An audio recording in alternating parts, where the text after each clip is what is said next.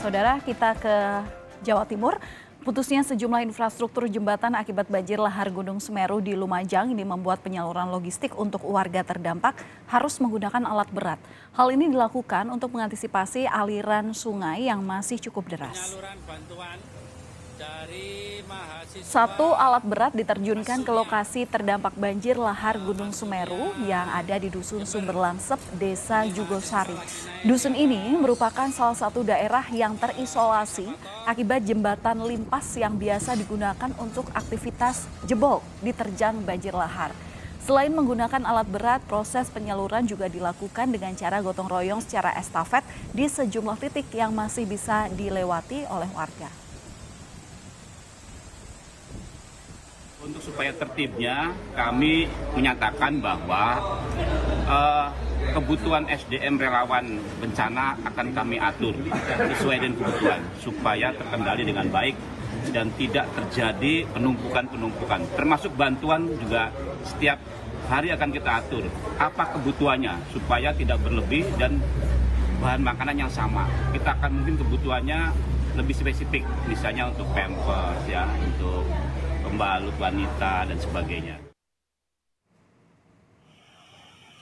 Sementara itu, 2 alat berat dikerahkan untuk mempercepat pembuatan tanggul darurat di Desa Sumberwuluh, Lumajang. Tanggul akan diberi jumbo bag sebagai penahan arus banjir apabila terjadi banjir lahar Semeru. Pembangunan tanggul darurat ini berkejaran dengan waktu lantaran cuaca di atas puncak Semeru yang masih turun hujan.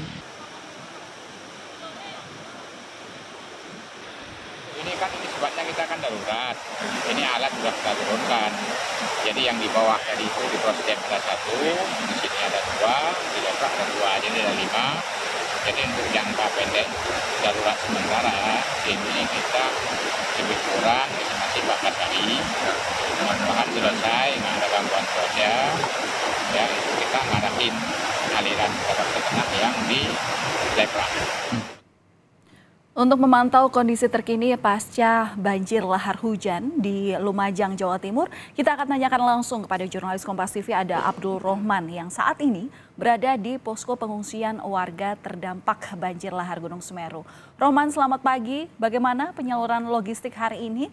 Apakah masih terhambat karena jembatan yang putus? Ya, selamat pagi Valen.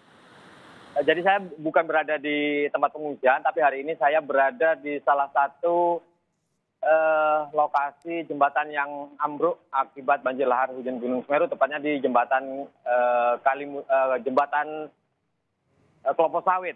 Nah saat ini yang seperti yang Anda lihat di belakang saya, masyarakat sudah membangun jembatan darurat untuk bisa mempermudah akses 2 kecamatan, yaitu Kecamatan Candipuro dan juga Kecamatan Pasirian.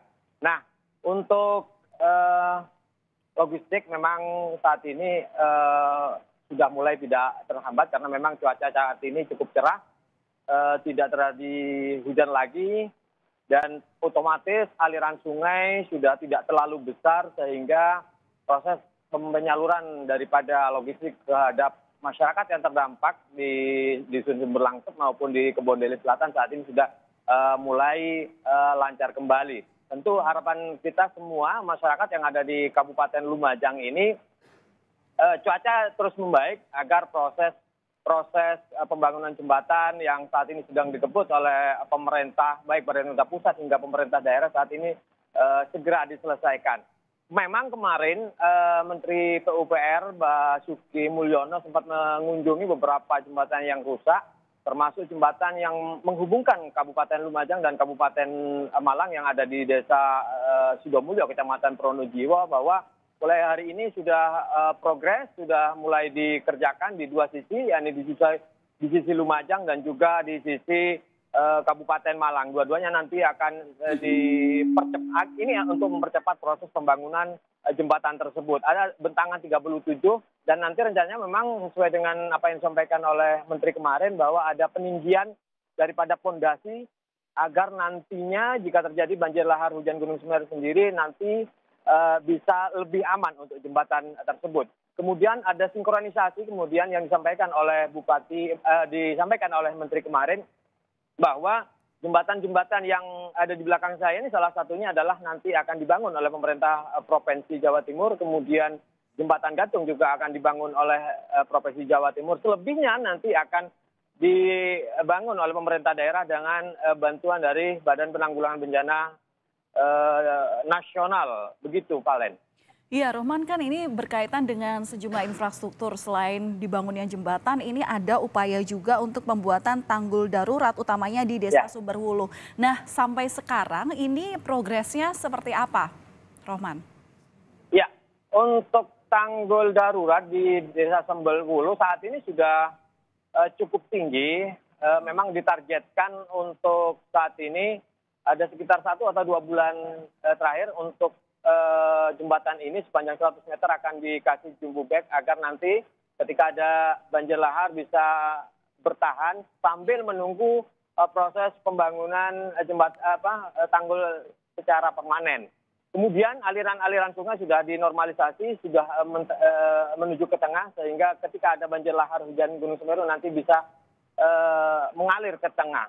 Memang sesuai dengan informasi yang kami dapat dari Badan Vulkanologi, bahwa memang bencana ini sulit diprediksi untuk banjir lahar. Karena endapan material vulkanik pada erupsi Gunung Semeru pada tahun 2021 dan 2022 masih menumpuk di atas.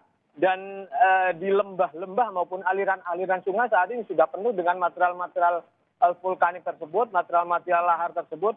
Sehingga sulit diprediksi aliran lahar ini bisa mengarah kemana. Untuk itu masyarakat jika terjadi hujan, dihimbau untuk tidak mendekat aliran sungai. Ini adalah langkah-langkah antisipatif yang dilakukan oleh pemerintah, termasuk himbauan-himbauan dari otoritas berwenang dari Gunung Apian ini dari PVMBG. Begitu, Pak Len. Baik, terima kasih atas laporan Anda. Jurnalis Kompas TV Abdul Rohman langsung dari Lumajang, Jawa Timur.